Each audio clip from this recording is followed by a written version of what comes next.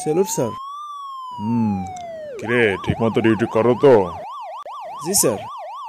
শোনো, ঠিক মতো ডিউটি করবা, যাতে একটি অবৈধ গাড়ি এই জঙ্গলে প্রবেশ করতে না পারে। Okay sir.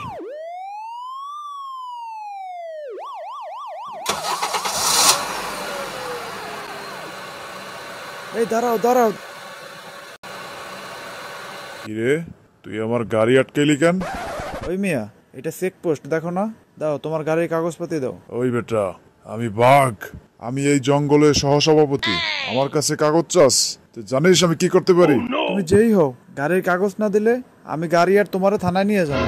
এত বড় সাহস? দাঁড়া, তোকে দেখাচ্ছি মজা।